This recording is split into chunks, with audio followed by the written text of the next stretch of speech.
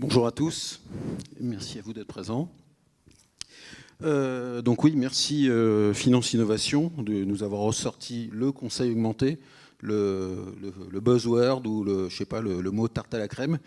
Voilà. On pensait que c'était passé aux oubliettes, eh bien non. Alors pourquoi on le remet au goût du jour? C'est simple en fait finalement. Si on regarde un peu en arrière, il y a 5 ans, effectivement, sur tout ce qui était digitalisation, équipement du banquier, équipement du client, on était vraiment aux prémices, hein, on parlait des robots advisors uniquement. Et finalement, en 5 ans, on a fait pas mal de progrès. Alors, pas mal de progrès pour mieux équiper les conseillers, pour mieux équiper les clients aussi. Mais aujourd'hui, on est un peu au milieu du gué. Parce que quand on regarde le temps consacré aux tâches administratives ou non commerciales par un banquier, c'est encore plus de la moitié de son temps. Donc finalement, la question de l'augmenter, de mieux équiper le banquier, de lui donner de l'autonomie, de mieux équiper le client, se pose encore. Et donc c'est le sujet que l'on va vous proposer ce jour, ce matin. Marc, tout d'abord, peut-être une définition du conseil augmenté, ou qu'est-ce que le conseil augmenté chez Indosuez? Merci Yannick. Alors, je vais donner notre définition, qui n'est pas forcément celle partagée par tous nos homologues. Juste en introduction, je vais rappeler un peu ce qu'est Indosuez. Peut-être que certaines personnes dans la salle ne connaissent pas ce groupe. Donc, c'est la filiale spécialisée en gestion de fortune du groupe Crédit Agricole. Donc, aujourd'hui, est présente dans 9 pays via des booking centers et un peu plus que ça en présence commerciale pour environ 135 milliards d'euros d'encours sous gestion. Et puis, avec 2 filiales spécialisées dans l'asset management. Donc, on a les mêmes problématiques dont on a parlé dans les tables rondes précédentes, à la fois sur des actifs listés et puis sur des fonds de marché privé. Et puis également 2 filiales technologiques. Donc une qui s'appelle Ascor, qui est un éditeur de core banking system et également fournisseur de services de BPO. Et puis une deuxième beaucoup plus récente, puisqu'on a fait l'acquisition en début d'année d'une fintech anglaise qui édite un CRM à destination des acteurs du wealth management. Donc on a un périmètre relativement large, mais aujourd'hui, on va quand même plutôt parler de ce qui concerne les activités bancaires et de la façon dont on souhaite effectivement équiper, alors ce qu'on appelle conseil, peut-être que je vais commencer par définir d'ailleurs de qui on veut parler, donc nos banquiers, mais aussi leurs assistants, et puis certains de nos experts produits, en particulier nos conseillers en investissement. Donc on va dire que on cherche à résoudre plusieurs problématiques quand on parle de conseillers augmentés. Premièrement, on assiste, et là comme tous nos homologues, à un peu une frontisation de la conformité avec un plus grand nombre de tâches administratives à réaliser. Et donc nous, notre partie, ça a été finalement en même temps que l'adoption des nouveaux processus qui vont permettre à nos banquiers de faire du KYC/AML, qui vont permettre à nos conseillers d'investissement de faire des rapports de risque exemptés, des rapports de coûts et charges exemptés avant des conseils, de pouvoir en même temps qu'on met en place ces nouveaux processus, finalement compenser l'impact sur le temps passé sur ces tâches administratives et pour libérer du temps commercial en mettant en place des outils digitaux qui vont venir en fait by design prendre en compte ces nouvelles contraintes quand on peut les automatiser, ou qui vont faciliter en tout cas la gestion des processus qui vont permettre de valider les différentes étapes. Donc ça va se retrouver dans des outils comme des outils dédiés au CRM ou en particulier même au CLM des clients pour toute la partie onboarding. Ça va être des outils dédiés à la partie advisory, donc génération de propositions d'investissement et ainsi de suite. Donc ça c'est le premier point, et on va dire que c'est celui qu'on fait plus par contrainte, mais là on est bien obligé de le faire et on veut éviter effectivement que nos banquiers passent plus de la moitié de leur temps sur les tâches administratives. Et puis l'autre ambition, évidemment, c'est au travers de ces outils et d'autres, d'arriver à détecter des potentielles opportunités commerciales. Donc pour un banquier, ça va être potentiellement d'arriver à plus facilement trouver des centres d'intérêt de clients et pouvoir les inviter à des événements ou provoquer en tout cas des discussions sur ces sujets. Pour un advisor ou pour un banquier qui fait du conseil en investissement, ça va être de générer plus facilement des propositions d'investissement. Peut-être d'arriver à augmenter le taux de transformation de ces propositions et donc d'arriver à détecter en amont quelle est l'appétence du client pour ce qu'on va lui proposer. Donc ça passe par un peu d'algorithmie, ça passe par un peu de gestion de la data un peu plus fine, tant la partie acquisition en amont, mais aussi la partie gestion en interne, et faire en sorte que nos collaborateurs sachent l'utiliser. Et puis pour ça, et je finirai là-dessus avant de passer la parole à mes collègues, on va se sourcer de plusieurs façons. On a d'une part, évidemment, notre éditeur Ascore qui va augmenter ses capacités et donc améliorer son offre fonctionnelle du core banking system. Mais on se rend bien compte qu'on est à une époque où on ne peut plus se contenter de juste se tourner vers son IT historique et puis de lui demander de développer ce qu'on attend. Donc on a également sourcé des solutions externes auprès d'éditeurs spécialisés, notamment Wealth Dynamics dont je parlais un peu plus tôt, qu'on a finalement intégré au groupe, mais il en existe beaucoup d'autres. Et puis on a développé une capacité, et ça c'est peut-être un élément de différenciation d'Indosuez par rapport à d'autres groupes, une capacité de développement informatique très agile, très efficiente, qu'on appelle nous le Lab, et qui fait vraiment partie de notre équipe au Digital Office, et qui a pour vocation à développer des produits en cycle court qui sont un peu décorrélés du core banking system, mais qui peuvent apporter beaucoup de valeur. Pour donner comme ça 2 exemples, on a développé un outil qui centralise toute notre recherche financière sur notre univers d'investissement, à destination de nos collaborateurs, mais aussi ouvert finalement à nos clients que ça va intéresser. Ou alors, on a par exemple développé un outil qui vise à faciliter à nos banquiers la génération de propositions d'équipements lorsqu'ils onboardent un nouveau prospect ou qu'un client a une arrivée de cash. Donc ça, on peut le développer en interne en quelques mois et c'est, je pense, assez différenciant. Merci Marc. Sophie, avec Raise Partner, vous accompagnez les établissements financiers, les gérants, les banquiers. Est-ce que tu peux nous dire un peu plus sur Raise et comment vous augmentez justement les banquiers, les gérants? Oui, avec plaisir. Donc, je suis Sophie Echenim, dirigeante de Raise Partner. Donc, comme tu le disais, on équipe les banquiers privés dans leur parcours de conseil auprès des clients, en apportant des solutions d'aide au conseil proactif, personnalisé, etc. Mais on aura l'occasion de revenir là-dessus plus précisément. Donc je veux revenir sur le terme augmenter. Augmenter n'est pas remplacer. On s'est donné un challenge de parler de ChatGPT pendant cette table ronde pour réveiller l'audience. Donc voilà, c'est fait. Donc on n'est pas là pour parler de ChatGPT et d'intelligence artificielle pour remplacer le conseiller. L'intelligence artificielle est très très puissante et d'ailleurs on l'utilise dans certains de nos algos, mais on la voit comme un outil pour équiper, augmenter le conseiller justement.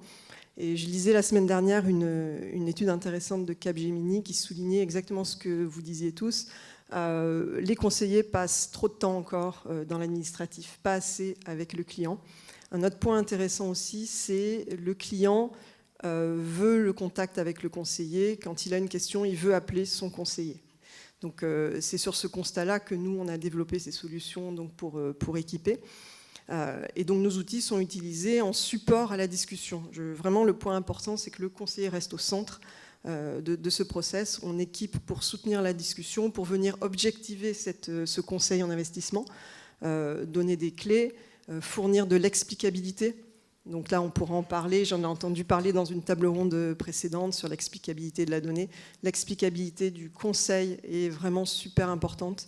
Au-delà de l'hyper-optimalité du conseil qui pourrait être fourni aux clients, ce qui est très important pour les conseillers, c'est de pouvoir expliquer à leurs clients pourquoi ils leur font cette proposition aujourd'hui, pourquoi ils ne la font pas à leurs voisins, par rapport à ce qu'ils ont déjà dans leur portefeuille. Donc ces notions-là, elles sont vraiment très importantes. Ce qui change aussi dans la manière de conseiller et la manière aussi dont on a conçu nos outils, c'est que le conseil aujourd'hui part du client. Là où avant, il pouvait partir du produit. On n'est plus dans cette approche push produit où on veut distribuer un produit au plus grand nombre. Aujourd'hui, le conseil part du client, de son patrimoine, démarre surtout en ultra high net worth, on aura l'occasion de le mentionner plus tard, par une analyse du patrimoine du client. Partant de là, qu'est-ce qu'on peut lui conseiller par rapport à son profil, par rapport à la réglementation, etc. Et ça permet d'embarquer le client dans une approche interactive. C'est vraiment du conseil à 4 mains. Ça se fait ensemble et les outils sont là pour faciliter cette connexion. Et tout ça, ça mène à plus de transparence, donc plus de confiance également, et un conseil proactif, personnalisé, interactif. Et au final, c'est ce que tu disais, on augmente aussi le taux d'acquisition des nouveaux clients, la fidélisation également, et on a des clients plus nombreux et plus contents. Voilà. Merci Sophie. Finalement, dans ce que tu dis, j'ai l'impression d'entendre le motto de WeSave, mieux équiper le banquier, mieux équiper le conseiller. Charles ? Bonjour à tous, donc moi Charles Sayac, juste quelques mots pour positionner WeSave au sein de l'offre d'Amundi Technologies. Donc WeSave, c'est une fintech qui a été créée il y a une petite dizaine d'années et qui a commencé par du robot advisor. Donc c'est pas le conseil augmenté, donc là c'est le conseil robotisé, donc c'est comment on peut proposer aux clients de souscrire à des offres d'épargne complètement de façon autonome. Donc ça, c'était le début de l'offre qu'on a proposée avec WeSave. WeSave, depuis, a été racheté par Amundi, et notamment par Amundi Technologies, qui est la filière technologique d'Amundi qui propose des solutions pour couvrir l'ensemble de la chaîne d'épargne. Donc de l'asset management à la distribution d'épargne, donc avec des offres qui s'appellent Alto, et qui notamment sont connectés avec certaines des offres de mon confrère d'Indo-Suez à côté. Et donc nous, notre enjeu, et comme tu le disais Yannick, et comme vous l'avez dit Marc et Sophie, c'est à la fois d'équiper le banquier, et donc ça c'est vraiment on va dire primordial, c'est quelle est la solution technologique qu'on va proposer au banquier pour qu'il puisse fournir un meilleur conseil à son client final, pour qu'il puisse le justifier, pour qu'ils puissent proposer quelque chose qui apporte de la valeur au client final, parce que quand on dit conseil augmenté, il ne faut pas oublier qu'in fine, on va bien sûr optimiser et automatiser le travail du conseiller, mais la finalité, c'est quand même que la valeur ajoutée qui est proposée au client par la suite soit augmentée. Ce n'est pas juste apporter de la valeur à la banque, c'est apporter de la valeur à la banque en apportant de la valeur au client final. Donc ça, c'est vraiment très important. Donc c'est comment conjuguer les deux. Et tu l'évoquais en introduction, Yannick, ce n'est pas un sujet nouveau. Il y a eu un livre blanc, pas de finance innovation, mais de France FinTech il y a quelques années sur le conseiller augmenté. Et l'édito ressemble un peu à l'édito d'aujourd'hui, sauf que le point de départ c'était MiFID 2 et un peu dans la suite de MiFID 2 et comment je vais donner des moyens et des leviers à mon banquier pour qu'il puisse mieux gérer son temps et utiliser ses contraintes réglementaires comme un atout et comme un levier pour proposer quelque chose de plus pertinent à mon client. Donc aujourd'hui, quelques années après, on est un peu au même niveau, sauf qu'aujourd'hui, on voit que toutes les banques ont besoin, cherchent des outils pour mieux utiliser le temps de leur banquier. Tu l'évoquais, 70% du temps d'un banquier aujourd'hui est consacré à des tâches administratives. Plus d'un client sur deux, et ça ressort aussi du rapport de Capgemini sur le Walrus Report, que plus d'un client sur deux n'est pas satisfait de la valeur que lui propose sa banque. Et donc comment y remédier ? Et donc bien sûr, pour y remédier, c'est la technologie. Donc nous, on se positionne là-dessus, avec WeSave, avec Alto, pour couvrir l'ensemble de la chaîne de valeur, pour donner des outils qui permettent aux conseillers de proposer non pas uniquement une allocation qui soit pertinente pour son client, mais également une allocation globale, un équipement global qui fasse sens pour le client et qui permette d'être justifié. On l'évoquera dans la suite, ça devient vraiment prépondérant de pouvoir justifier ce qu'on propose à nos clients, pour pouvoir justifier qu'on facture un service ou qu'on prend des honoraires sur ce qu'on propose à nos clients. On propose des outils également qui vont accompagner le client final dans des parcours non pas complètement self-care, donc sont complètement autonomes pour qu'ils puissent souscrire à des offres financières, mais des parcours qu'on appelle hybrides, qui vont permettre de créer du lien entre le conseiller et le client final dans des parcours digitaux qui lui permettent de donner un peu la main au client final tout en permettant au conseiller d'apporter de la valeur ajoutée. Merci Charles. Finalement, avec ce que vous venez de dire, j'ai entendu parler d'onboarding, KYC, conseil patrimonial, conseil en investissement. On touche un peu toute la chaîne de valeur.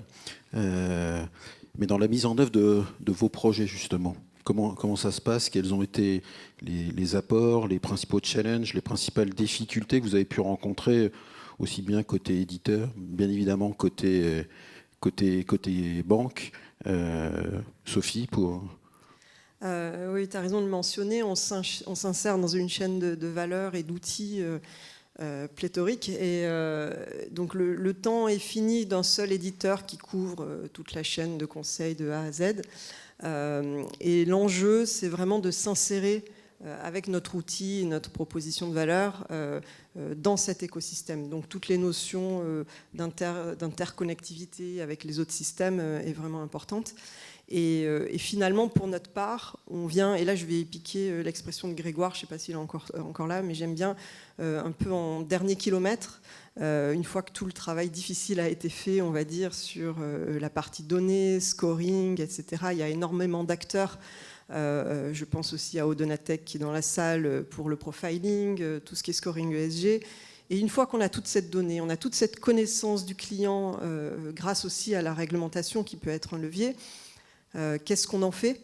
Et c'est là que nos solutions à nous, elles rentrent en jeu pour vraiment agréger toute cette donnée et en faire un conseil lisible, explicable.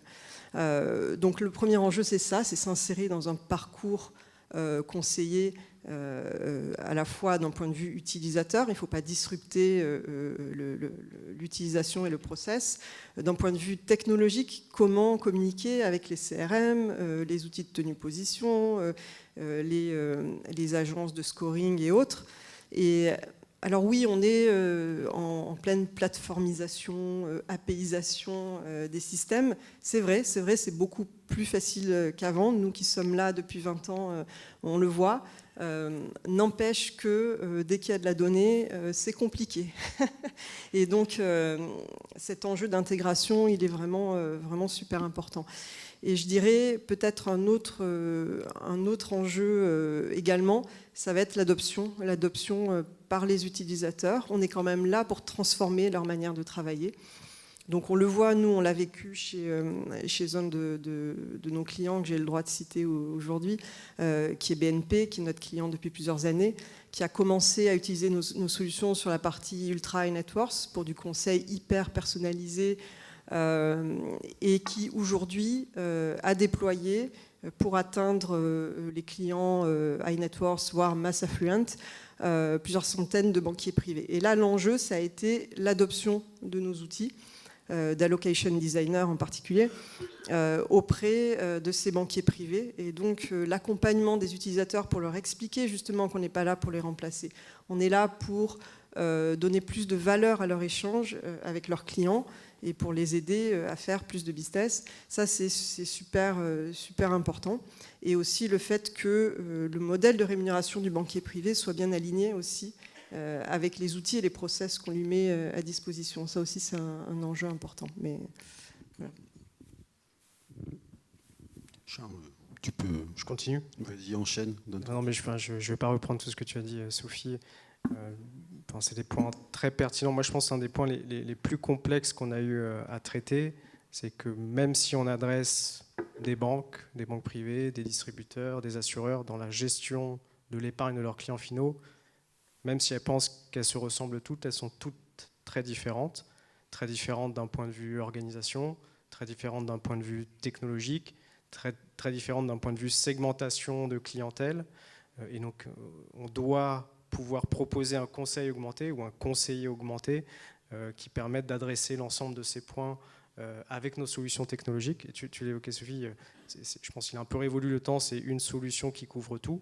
Donc on doit s'insérer dans un écosystème informatique qui est très complexe. Aujourd'hui, un conseiller dans une banque classique, il va utiliser une quinzaine d'outils différents pour juste récupérer la donnée de son client, qui va être répartie un peu dans différents systèmes. Donc on doit prendre cette contrainte-là pour l'intégrer. Et donc d'un point de vue technologique, comment ça se matérialise? Tu l'évoques, c'est des solutions ouvertes. Et donc nous, on a créé nos solutions dans un point de vue architecture ouverte pour pouvoir s'insérer dans les parcours existants et pouvoir apporter de la valeur là où ça fait sens, là où il y a un besoin chez le client final. Et on n'a que des cas d'utilisation qui sont différents. Et on dit on a une couverture de la chaîne de valeur qui est assez large, mais on a des cas d'utilisation avec une banque du Crédit Agricole où ils vont utiliser notre solution juste pour augmenter et industrialiser la gestion conseillée. Pour ne pas le citer avec Brie Picardie, qui est une des caisses régionales du Crédit Agricole. On a un cas d'utilisation avec le LCL où on va augmenter le poste du conseiller pour pouvoir lui mettre à disposition un outil qui va faire une gestion patrimoniale globale. On a des cas d'utilisation où c'est la gestion sous mandat qu'on va industrialiser. Donc tous ces cas-là sont différents et néanmoins on essaie de les adresser avec des solutions qui font sens pour le client final et pour le conseiller. Donc pour moi, ça c'est l'enjeu primordial. Et après, le second enjeu, c'est comme on s'insère dans des parcours et on transforme le business model, ou en tout cas le modèle opérationnel de ces acteurs-là, il y a une conduite du changement, une adoption qui est très compliquée, qui n'est pas forcément facile à déployer. Et donc il y a toute cette conduite-là qui n'est pas forcément portée entièrement par l'éditeur, qui doit être portée par la banque qui se transforme, parce qu'on est sur des projets de transformation. Et donc augmenter le conseiller, ça passe par une transformation qui est plus globale que la technologie. C'est des projets RH.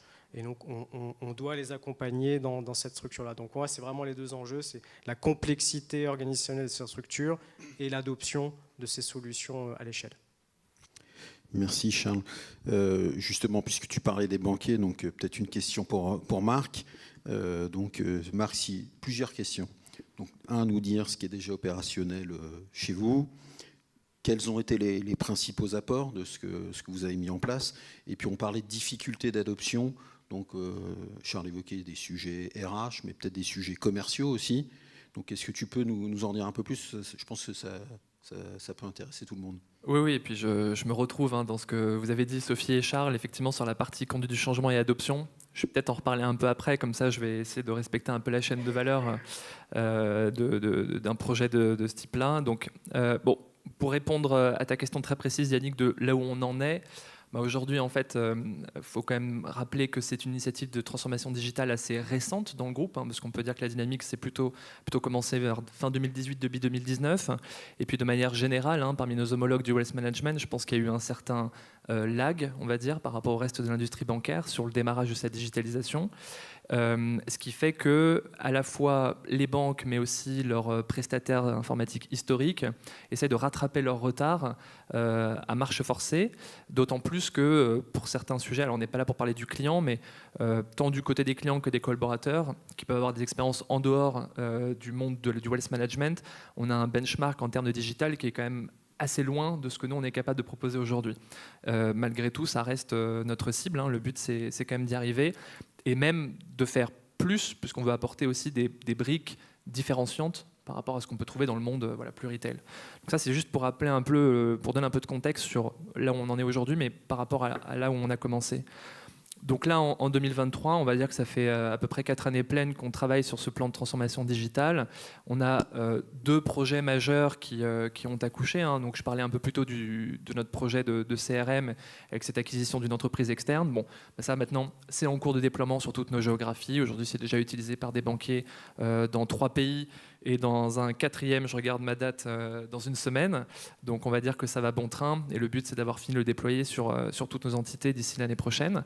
Et donc c'est dans ce cadre-là aussi qu'on parle avec Charles pour se dire finalement cet outil, on pourrait sans doute aussi aller le proposer demain à d'autres entreprises que celles du périmètre Indosuez et dans des offres conjointes avec ce que nos confrères de chez Alto sont capables de proposer. On a un 2e projet majeur qui est plutôt sur la partie advisory, donc là qui vise vraiment à transformer l'expérience de nos collaborateurs qui font du conseil. Donc c'est à la fois des advisors spécialisés et des banquiers conseils sur certaines géographies où on peut le faire. Et là, de la même façon, on est plus dans une phase de déploiement aujourd'hui. Donc c'est facile de le dire, il y a quand même eu pas mal de chemins parcourus auparavant. La résistance à ce moment-là, elle n'était pas trop due à la conduite du changement parce qu'on n'était pas encore dans une phase d'adoption. Mais on part avec un core banking system un peu daté. Enfin, je pense que personne ne me tapera dessus si je dis ça, si mes homologues de chez Asker l'entendent. Et il a fallu transformer ça. On parle d'un système qui était refermé sur lui-même pendant presque 20 ans et qui d'un seul coup a dû s'ouvrir à l'extérieur. Donc on parle d'API, Sophie, tu en parlais juste avant. Toi, vous avez vécu chez Raise Partner le changement de paradigme. Nous, finalement, on est un peu en train de le vivre. Et une API, ça devrait être quelque chose de très simple, une commodity, on va dire, dans le domaine informatique. Et le fait est que pour notre core banking system, ce n'est pas encore une commodity. Même aujourd'hui, on en a qui sont en production, plusieurs centaines même. Mais ça n'empêche que sur la façon de les concevoir et sur le framework, il y a encore beaucoup d'efforts à faire. Mais je ne vais pas trop vous ennuyer avec les détails techniques là-dessus, parce qu'on va peut-être plutôt parler de l'aspect métier. On a en plus de ces 2 produits digitaux qui vont impacter des aspects majeurs de notre business, déployer aussi une vingtaine de projets plus petits, donc on va dire une petite constellation de produits digitaux qui vont franchement toucher à peu près tous les aspects de la vie d'un collaborateur ou d'un banquier. Ça va passer de gérer ses notes de frais de manière plus simple qu'en envoyant des Excel à la compta, à, comme je le disais un peu plus tôt, des outils qui vont l'aider sur des aspects très précis de leur business, comme générer une proposition d'équipement pour un client, avec la partie tarification, avec la partie conformité et ainsi de suite. Et donc là, on voit, je pense, un sujet d'adoption qui vient pour 2 raisons très clairement se dessiner. Premièrement, quand on dit à un banquier, voilà, ton équipement aujourd'hui il est comme ça, et puis dans 4 ans tu as 22 produits digitaux en plus, on peut imaginer qu'il y a une certaine résistance au changement parce que c'est difficile d'adopter tout. Donc déjà premièrement, nous on a un exercice aussi à faire au niveau du management de prioriser quels sont les sujets vraiment importants sur lesquels on veut appuyer, ceux a priori qui vont plutôt amener du business, ceux qui sont majeurs et transformants, d'accompagner cette adoption du mieux possible. Et donc là, je vous rejoins, la conduite du changement, on ne s'attend pas à ce que ce soit nos éditeurs de logiciels qui la font. C'est vraiment un sujet de l'entreprise qui n'est pas que porté par les équipes projets qui accompagnent l'installation de ces produits, mais par effectivement la partie RH, ça j'en reparlerai un tout petit peu après, et évidemment par les équipes métiers qui vont bénéficier à la fin de ces outils, donc dans les équipes de banquiers, dans les équipes d'advisors, et ainsi de suite. Donc, ça, c'est clairement une résistance sur laquelle on travaille. Je veux dire, elle est naturelle dans n'importe quel projet, qu'il soit organisationnel, qu'il soit technologique. On a besoin d'accompagner ce changement du mieux possible. Il y a un deuxième facteur qui complexifie un peu, et là qui est peut-être propre à Indosuez, cette adoption, c'est que nous, on a une démarche de transformation qu'on appelle chez nous One Bank.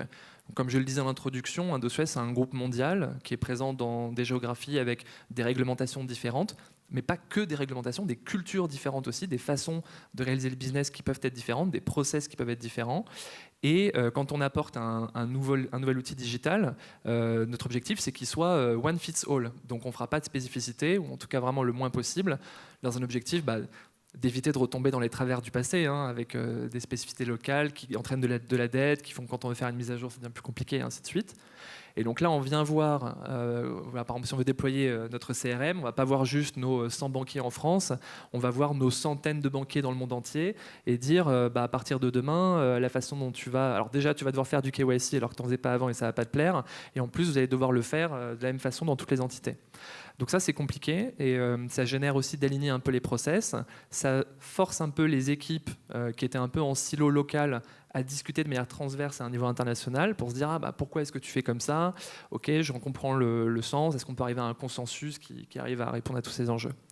Donc ça, c'est un sujet. Et pour prendre un exemple très concret, sur l'advisory, par exemple, on a vraiment des organisations différentes aujourd'hui. En France, on a une advisory qui est... et c'est un produit assez phare chez Indosuez, l'advisory. On le déploie beaucoup. On a même plus de clients équipés qu'en gestion discrétionnaire. En France, on a un plateau avec tous nos advisors et qui sont plutôt organisés en mode call center, qui ont de l'outbound call et un peu d'inbound call tous les jours et qui sont donc un peu à distance des équipes commerciales. Et ça marche très, très bien comme ça. Et donc, la façon qu'ils ont d'interagir avec le client, c'est beaucoup je prépare ma proposition un peu en amont, je communique quelque chose à mon client et puis il me revient pour me dire oui ou non. Dans nos autres géographies, notamment plus orientées ultra-high, on va avoir un modèle relationnel un peu différent où nos advisors sont plutôt décentralisés aux côtés des équipes commerciales et puis vont accompagner en fait, le banquier en rendez-vous, alors physique ou pas, et donc vont venir plutôt avec plusieurs propositions, puisqu'ils n'auront pas eu l'occasion de parler avec le client au téléphone au préalable. Et puis, ils vont avoir plus un échange, une co-construction finalement de la proposition finale. Donc, ils vont retourner de leur côté, la fignoler et puis lui envoyer. En fait, ça, quand on veut le mettre dans un outil, mine de rien, c'est 2 workflows différents avec des conséquences différentes sur la proposition et le temps passé sur chacune des étapes. Donc, voilà, tout ça, ça nécessite de bien le connaître en amont du lancement d'un projet, donc quand même de prendre un peu de recul et d'arriver à trouver des solutions en face qui sont suffisamment malléables pour répondre à ces différentes organisations, mais sans avoir besoin de faire du code dans le dur, d'avoir quelque chose qui soit un peu paramétrable. Vas-y, je vois que tu veux réagir. Oui, pardon, je voulais rebondir sur ce que tu disais. Effectivement, il y a un enjeu de rationalisation des outils qui sont utilisés et on voit nos clients qui peuvent avoir des process différents selon les pays, etc. La rationalisation, elle est super importante. Mais elle doit venir aussi avec une décentralisation, une sorte d'autonomisation aussi des équipes sur le terrain. Il faut leur faire comprendre, et c'est le rôle de l'adoption, que grâce à ces outils, certes, qui sont les mêmes au sein de toute la banque, ils pourront avoir leur spécificité de processus et gagner en autonomie. Et on le voit chez nos clients où avant, toutes les questions de conseil remontaient à Paris. Aujourd'hui, c'est plus le cas. Et les conseillers en région ou à l'international prennent beaucoup d'autonomie dans le conseil et ça facilite aussi, du coup, l'embarquement des clients, qui sentent qu'ils parlent à la bonne personne et que ça ne part pas loin. Donc c'est à la fois cette rationalisation qui peut faire peur, mais qui vient avec de l'autonomie supplémentaire. Je vais rebondir sur l'autonomie avec le sujet RH. C'est un vrai truc interactif, hein, pas du tout scripté. Et en plus, j'avais promis que j'en parlerais rapidement. Donc, effectivement, cette autonomie, elle est hyper importante parce que pour réduire les délais et donc indirectement forcément réduire le cost to serve, hein, qui est un des enjeux dont on parlera après, ça pour le coup c'est scripté, on a besoin de réduire les temps d'interaction entre nos équipes, de faire un peu tomber les silos, et l'autonomie c'est un vecteur important pour réduire ces temps de décision. Et donc voilà, quand on a un process qui peut être multi-équipe, si chaque équipe prend moins de temps à répondre, in fine la réponse est plus rapide, donc le client a priori est plus satisfait, le banquier aussi, ou l'advisor, ou quel que soit le collaborateur qui demande la décision, et le client à la fin. Et pour ça, donc, on a besoin d'autonomiser. Mais l'autonomie, ce n'est pas quelque chose qui se décrète. D'une part, parce que pour les managers, c'est quand même un changement de paradigme pour leur quotidien, en particulier les managers intermédiaires. Et puis d'autre part, parce que pour les collaborateurs, l'autonomie, c'est aussi une responsabilité qui n'était pas forcément habituée à endosser, qui génère forcément un peu de risque. En tout cas, il faut faire attention à ce qu'on fait. Et donc là, on a un enjeu, et j'y pensais un peu tout à l'heure, je vais rebondir sur une comparaison que faisait de nouveau Grégoire lors de la première table ronde WIFIN. Il parlait de nos enfants là, qui passaient le bac et du fait qu'il ne suffisait pas juste d'inventer un nouveau bouquin. Voilà, bon, je vais prendre une comparaison qui est aussi avec les enfants. Je ne sais pas si certains d'entre vous ont des enfants en bas âge, vous connaîtrez peut-être la méthode Montessori.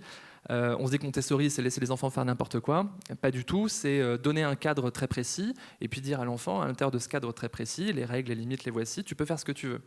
Nous, notre enjeu, c'est un peu, non pas de faire du Montessori pour nos collaborateurs, là s'ils m'entendaient, je pense qu'ils me jetteraient des tomates, mais plutôt de leur faciliter l'adoption de ce cadre. Donc on vous dit, vous avez une autonomie, donc vous avez des responsabilités, mais ne vous inquiétez pas, parce que les limites que vous ne devez pas dépasser, on va vous aider à bien les identifier clairement, sans que ce soit une perte de temps. Voilà, les sujets cross-border, on ne va pas vous demander de connaître par cœur les 50 fiches pays avec ce que vous avez le droit de proposer ou non en fonction de votre situation géographique et celle de votre client. On va vous offrir des outils qui, by design, vont avoir consommé ces règles et vont vous dire ça c'est OK, ça c'est pas OK.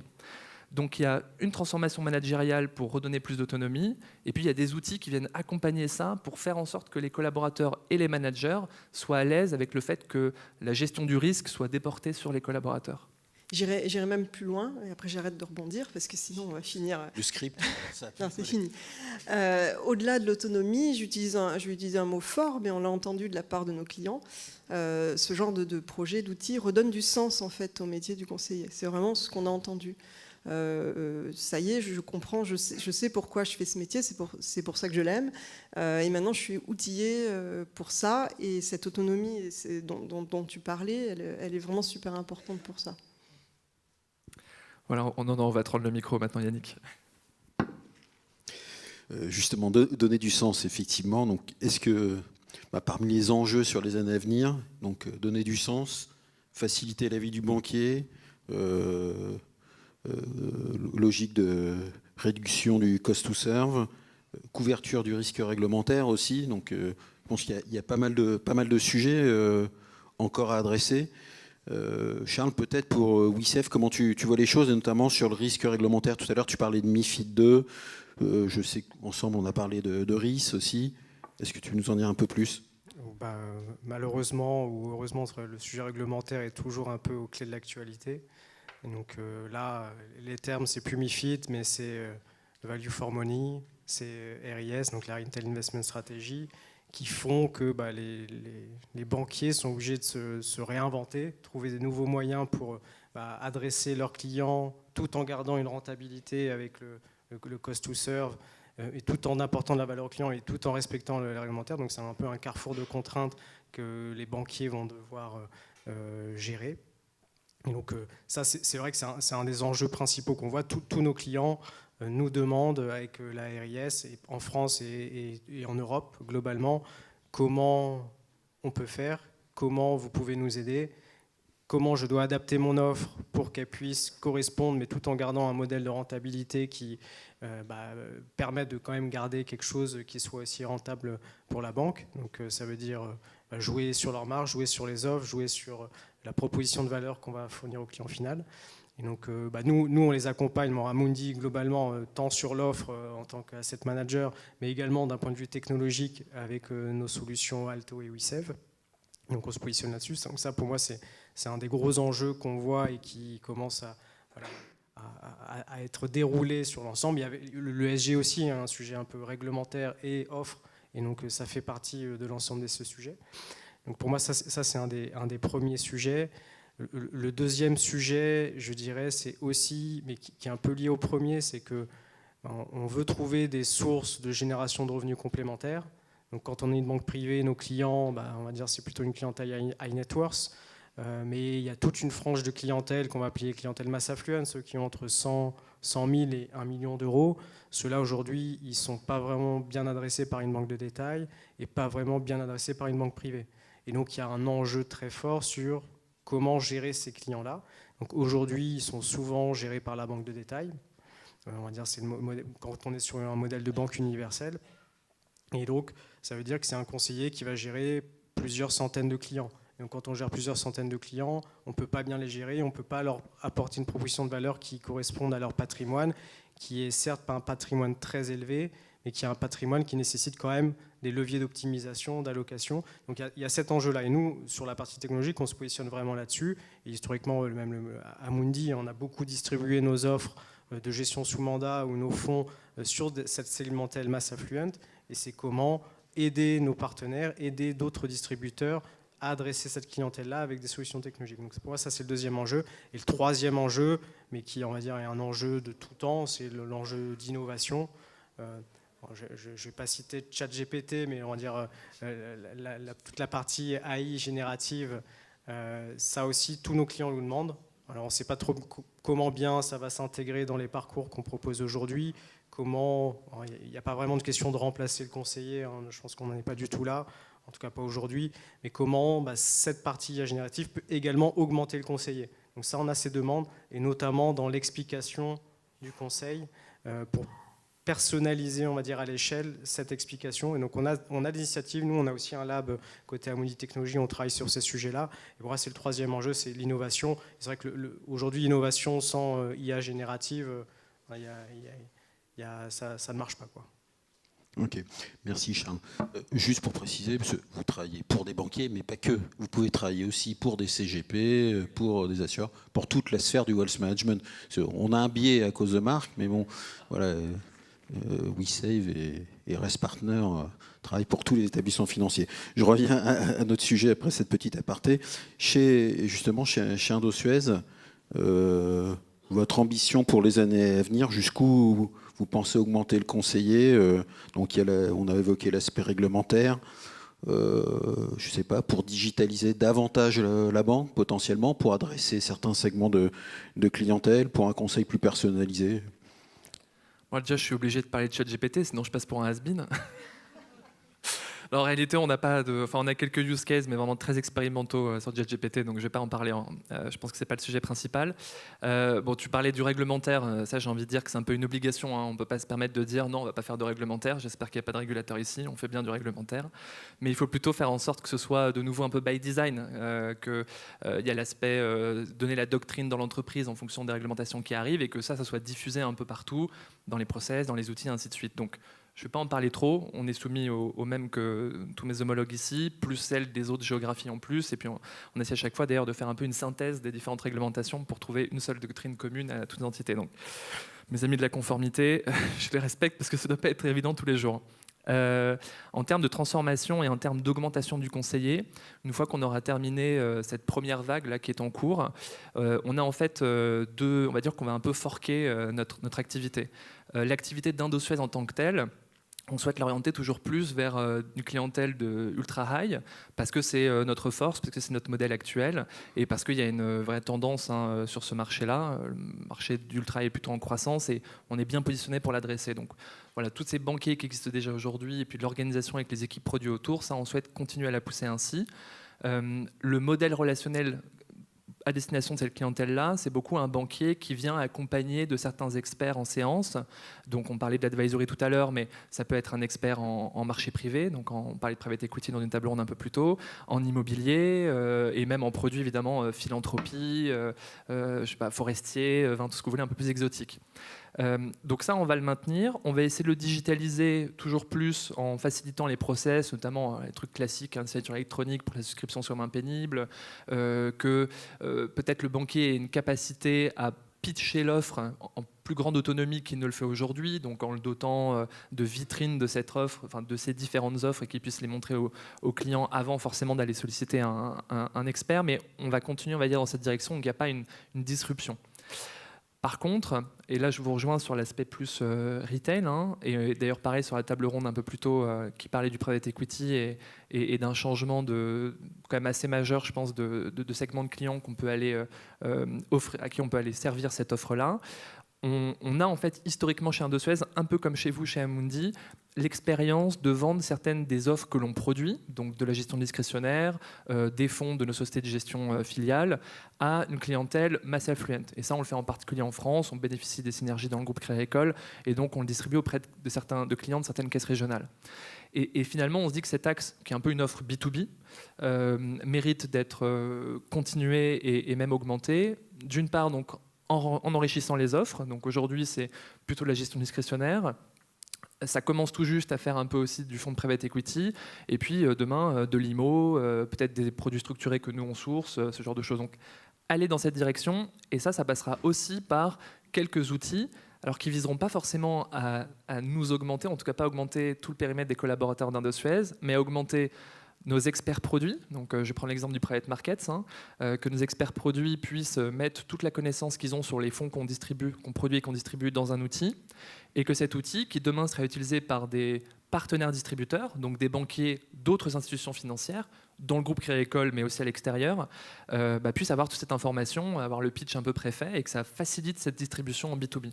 Donc ça, c'est notre deuxième ambition très importante sur ce nouveau cycle de transformation, 2022-2025 pour nous, et sur lequel on est déjà à l'œuvre. Très bien. Et Sophie, le mot de la fin pour toi. Rien à dire, ils ont tout dit. T'es sûr ? On n'a plus le temps. Non. Tu peux.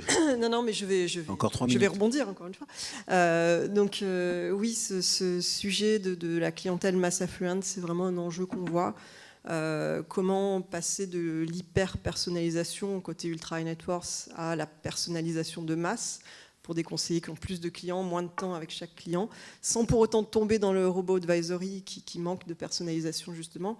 Donc ça, c'est un enjeu qu'on voit fortement chez nos clients du wealth, mais de l'asset management également sur des sujets de distribution. Donc je ne vais pas aller plus dans le détail, vous avez tout dit. Le deuxième sujet aussi que vous avez évoqué et qui rejoint une table ronde dont on a parlé précédemment, c'est comment aller vers des classes d'actifs alternatives, comment illustrer leur impact dans le portefeuille et l'inclure dans la proposition globale avec toutes les problématiques derrière de data, de modélisation. Donc les portefeuilles mixtes dont parlait Christophe Lepitre d'Isnes tout à l'heure, on est en plein dedans avec nos clients, ça c'est un enjeu important. Et le troisième, et pas des moindres, c'est l'ESG. On en a aussi parlé ce matin. Comment amener l'ESG au bout de la chaîne de conseil. C'est-à-dire qu'aujourd'hui, on en est au scoring, et Dieu sait que c'est un sujet compliqué et ce n'est pas le nôtre. Nous, on arrive en bout de chaîne où on consomme ce type de score. Comment faire pour intégrer ces critères extra-financiers dans le conseil, parce qu'ils deviennent de plus en plus importants pour les clients en bout de chaîne, et comment éviter les effets silos où on va juste filtrer, sélectionner des actifs par rapport à leur score, mais vraiment trouver le bon trade-off entre la performance, la gestion du risque et le score ESG. Donc ça, c'est les challenges que nos clients ont aujourd'hui et sur lesquels on essaie de les aider. Merci Sophie, merci à tous les trois.